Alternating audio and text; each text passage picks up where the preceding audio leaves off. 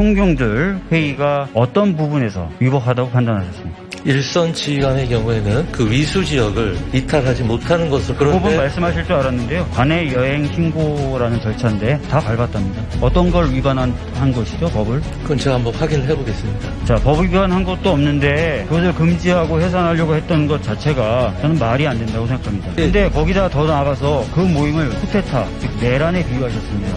어디서 북한을 물러나게 하고 어떤 내란의 목적이 있었다는 겁니까? 제가 내란이라는 이야기를 듣지 않았습니다. 쿠데타가 내란입니다. 다릅니까? 공무원의 집단 행동은 금지되어 있습니다. 그럼 아까 말씀드렸던 한상대 총장 물러나라고 했던 검사들의 집단 행동은 적법합니까? 장관님, 아까 경찰 총경들 회의가 검사들의 회의와는 다르다라고 하면서 세 가지를 지적하셨습니다. 네. 첫 번째는 집회금지나 해산명령을 위반한 것이다라고 얘기하셨습니다.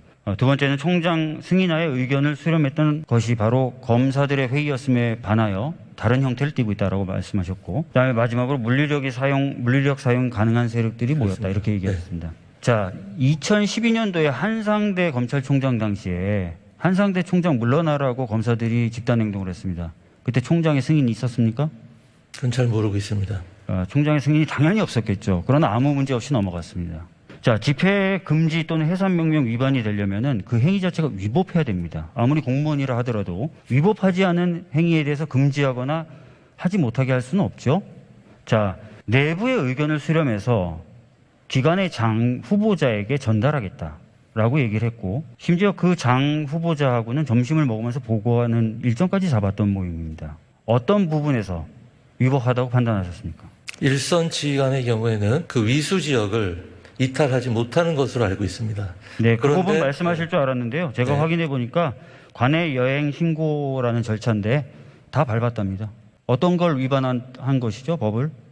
그건 제가 한번 확인을 해보겠습니다. 자, 법 위반한 것도 없는데 그것을 금지하고 해산하려고 했던 것 자체가 저는 말이 안 된다고 생각합니다. 근데 거기다 더 나아가서 그 모임을 쿠데타, 즉 내란에 비유하셨습니다. 판사 출신이시니까 잘 아실 겁니다. 내란이 성립하려면 내란 목적이 있어야 된다. 맞습니까? 그래야 되겠죠. 이번 경찰들 모임에 내란 목적이 어떤 게 있습니까? 내란이라는 말을 제가 내란이라는 이야기를 듣지 않았습니다. 쿠데타가 내란입니다. 좀 다릅니다.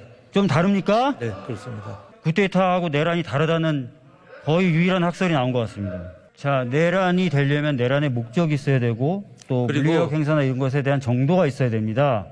자, 그런 것에 미치지 않았고, 특히 이번 경찰들의 회의는 민주적 통제를 거부하려는 것이 아니라 민주적 통제 방안으로 어떤 것이 좋은지 의견을 모아서 자신의 수장이 될 후보자에게 전달하겠다는 것이었습니다. 어디서 국헌을 물러나게 하고 어떤 내란의 목적이 있었다는 겁니까?